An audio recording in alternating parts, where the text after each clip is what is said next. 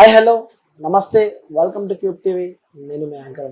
So ఈరోజు మనతో పాటు ఒక స్పెషల్ గెస్ట్ ఉన్నారు అనమాట. సో తెలుగు ప్రముఖ నిర్మాత నటికుమార్ గారు ఉన్నారు. సో వారి మాటలు అడిగి మరిన్ని విషయాలు తెలుసుకున్నాం. సార్ నమస్తే. నమస్తే. సార్ ఎలా ఉన్నారు సార్? బాగున్నాను, హ్యాపీ. ఓకే, బాగున్నారు. సో మొత్తానికి అయితే డిప్యూటీ సీఎం పవన్ కళ్యాణ్ అలాగే సీఎం చంద్రబాబు నాయుడు గారు. సో ఎలా అనిపిస్తుంది ఫస్ట్?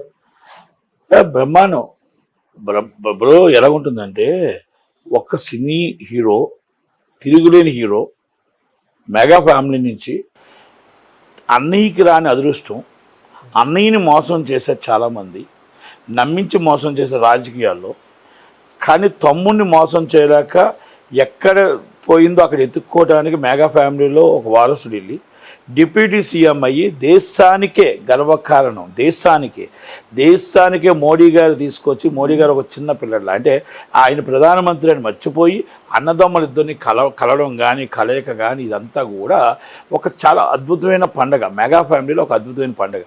ఎవరైతే అవమానించారో బిఫోర్ ఎలక్షన్, ఎవరైతే టోటల్గా వైసీపీకి వాళ్ళ కుటుంబంలో వెళ్ళి సపోర్ట్ చేశారో వాళ్ళే నిన్న వెళ్ళి అరవింద్ గారు వెళ్ళి పక్కన కూర్చోవడం అనేది చాలా ఆనందకర విషయం. ఎందుకంటే చాలా చాలా పెద్ద ఆనందం. ఎందుకంటే అరవింద్ గారు వెళ్ళడం వల్ల ఏమైందంటే అక్కడ సినీ ఇండస్ట్రీ సమావేశం అనేది పోయి మొత్తం ఈ సోషల్ మీడియా ఒక పండగ అయిపోయి మొత్తం టోటల్గా ఏదో అల్లు అర్జున్ గారి కోసం వెళ్ళారు అన్న ఒక ఫీలింగ్ వచ్చింది. కాదు, ఒక ఇండస్ట్రీకి పెద్ద ఒక అరవింద్ గారు అంటే ఆత్మ ప్రత్యాత్మ. చిరంజీవి గారు ఆయన ఇద్దరు ఒకటే, వేరు కాదు, ఇద్దరు ఒకటే. మెగా ఫ్యామిలీలు ఇద్దరు ఒకటే. దాంట్లో కొన్ని అనువైన కారణంలో పిల్లలకి కొంచెం ఆయన వైసీపీకి ఎక్కువ సానుభూతి, లేకపోతే జగన్మోహన్ రెడ్డి గారి కోసం వెళ్ళారు. ఎవరి కోసం వెళ్ళారు పక్కన పడేద్దాం. కానీ అరవింద్ గారు వెళ్ళారా లేదా? పవన్ కళ్యాణ్ గారు ఎవరిని ప్రచారంకి అడగలే, వాళ్ళ అన్నయ్య గారిని కూడా అడగలే. ప్రజల్ని నమ్మాడు, ప్రజల్ని ఓటేయమని అడిగాడు. నాకు ఒక్కసారి అసెంబ్లీకి ఛాన్స్ ఇవ్వండి అని అడిగాడు. కానీ అందరినీ కూడా ఎవరు నేనైనా ఇంకో అందరూ కలిపి వెళ్ళారు కదా. అలాంటప్పుడు కొంత ఆ రోజు ఊపుకి అందరూ కూడా ఇంక్లూడింగ్ చాలామంది సోషల్ మీడియా కానీ అందరూ కూడా జై జగన్మోహన్ రెడ్డి, జై జగన్ అన్నారు అందరూ. ఆ ఊపులో అల్లు అర్జున్ గారు కూడా వెళ్ళడం జరిగింది, అయిపోయింది. అయితే అరవింద్ గారు ఆ రోజు పిఠాపురంలో ఉన్నారు. 4:45కి జగన్మోహన్ రెడ్డి గారు అక్కడ పిఠాపురంలో ఉన్నారు పవన్ కళ్యాణ్ గారు ఓడించడానికి. ఇక్కడ అల్లు అర్జున్ గారు వెళ్ళారు చివరి రోజు 4:45 లాస్ట్ డిప్యూటీ సీఎం అని చేసేస్తారంటే ఆయన గెలుస్తున్నాడు అనేది ఆయన తెలుసు. ఎలాగైనా ఓడించాలి అని అన్ని ప్రయత్నాలు ఆ రోజు చేశారు. మన సజ్జల భార్గవ రెడ్డి గారు అవ్వచ్చు, సజ్జల రామకృష్ణ రెడ్డి గారు అంటే ఇది పార్టీ లైన్. వాళ్ళు ఓడించాలని వాళ్ళు చూస్తారు, గెలవాలని వీళ్ళు చూస్తారు. ఇది తప్పలేదు దాంట్లో, ఇది రాజకీయం. ఇది అయితే కుటుంబం కదా, ఆ కుటుంబంలో చిన్నది బాధ అనిపించింది, అందరికీ బాధ అనిపించింది, మెగా అభిమానులకు కానీ అందరికీ బాధ అనిపించింది. ఆ బాధని నిన్నటితో మొత్తం తీరిపోయింది. అరవింద్ గారు మళ్ళీ వెళ్ళడం, అరవింద్ గారు పవన్ కళ్యాణ్ గారు కలడం చాలా హ్యాపీ. వెరీ పక్కన కూర్చొని వాళ్ళిద్దరూ మాట్లాడుకుంటుంటే చాలా చాలా అందరూ కూడా ఒక కలయిక అయిపోయింది. ఓకే, కొంతమంది సోషల్ మీడియాలో అల్లు అర్జున్ గారి తరపున తప్పు అయిపోయింది, బతిమలాడ కోసం వెళ్ళారు అని అన్నారు. తప్పది. ఆయన ఇండస్ట్రీ కోసం వెళ్ళారు, ఇండస్ట్రీని అభినందన తెలపడం కోసం వెళ్ళారు. ఆయన ప్రత్యేకంగా ఇంటికాడ కాకుండా క్యాంప్ ఆఫీస్కి వెళ్ళారు అనేది అదృష్టం. అంటే తెలుగు ఇండస్ట్రీకి సంబంధించి కూడా నిర్మాతలు కొంతమంది కూడా కౌన్సిలింగ్ సంబంధించి అక్కడికి వెళ్ళడం జరిగింది. సో అక్కడికి వెళ్ళి పవన్ కళ్యాణ్ గారిని అభినందించడం జరిగింది. అక్కడ ఎవ్వరు వెళ్ళినా కూడా పెద్దది ఒకటేనండి, మా ఇండస్ట్రీకి పెద్దది చిరంజీవి గారు. మా ఇండస్ట్రీకి మొత్తం టోటల్గా దాసనాథ గారి తర్వాత మాకు చిరంజీవి గారే. వీళ్ళందరూ ఎవరు వెళ్ళినా మాకు అనవసరం. అక్కడ నుంచి పిలుపు, ఎలాంటి పిలుపు రాలేదా? వెళ్దాం నాకెందుకు వస్తుంది ఆ పిలుపు? మాకు ఛాంబరు, కౌన్సిల్ మాకు ఒకటి ఉంటుంది. ఎవరు ఇండివిజువల్గా వెళ్ళి అభినందనలు తెలపడానికి వెళ్తే దానికి చార్టర్డ్ ఫ్లైట్లు వేసుకొని మేము చార్టర్డ్ ఫ్లైట్ వేసుకునేంత అవసరం మాకు లేదు. కాకపోతే ఏంటంటే యాజ్ ఛాంబరు మమ్మల్ని పిలకపోతే మేము అడుగుతాం, యాజ్ కౌన్సిల్ జాయింట్ సెక్రటరీగా పిలకపోతే అడుగుతాం. అప్పుడు వాళ్ళు కూడా దాన్ని యాక్సెప్ట్ చేశారనుకోండి, గవర్నమెంట్ కూడా, అప్పుడు నేను అడుగుతా, గత మాదిరిగా గవర్నమెంటే మీరు మారరా అని అడుగుతా. కానీ ఇప్పుడు ఎవరు ఇండివిజువల్గా వాళ్ళు వెళ్ళారు కాబట్టి నేను అడగలే.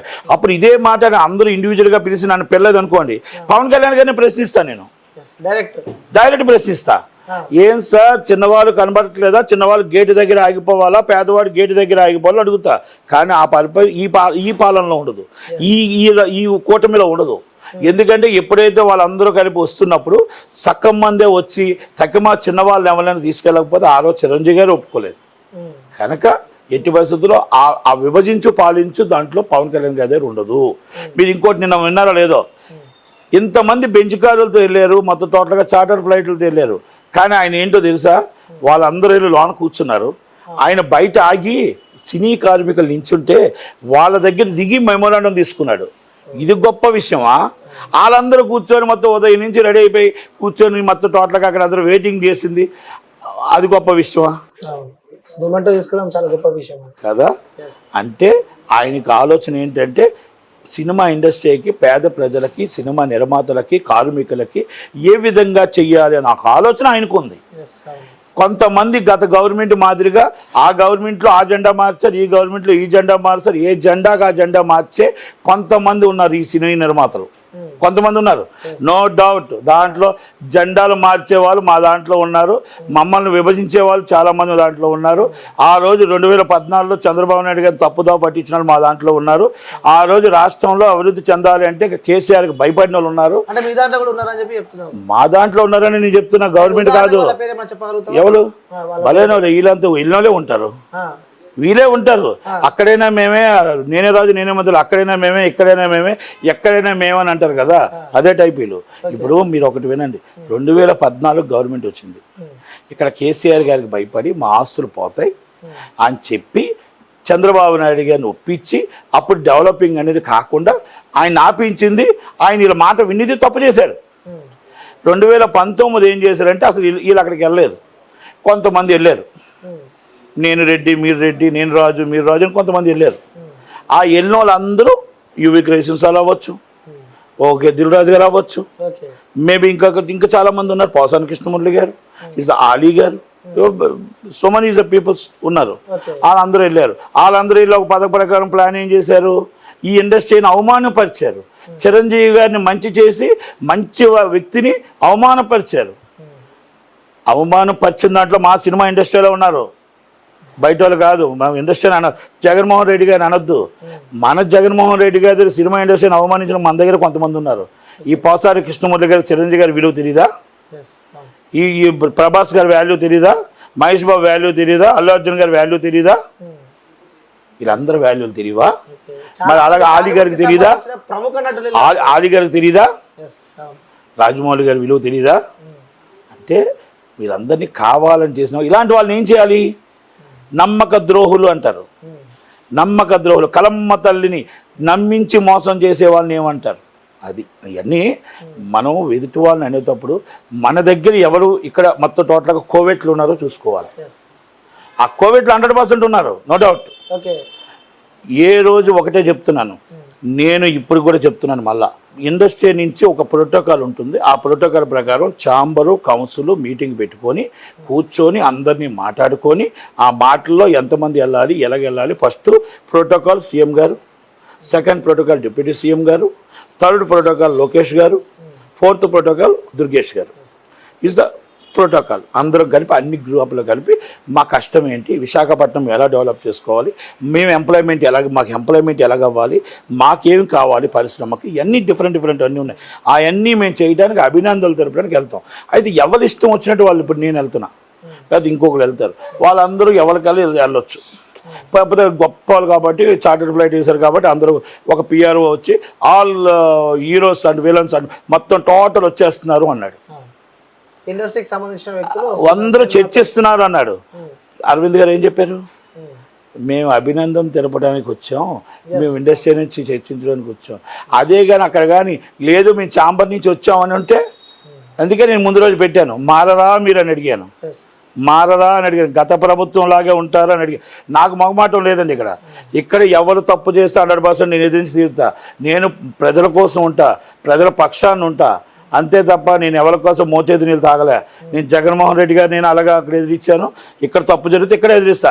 పేదల పక్షాన్ని ఉండాలి, పేదవాడు గవర్నమెంట్ ఉండాలి తప్ప గొప్పవాడు కార్పొరేట్ కంపెనీ ఉండాలా.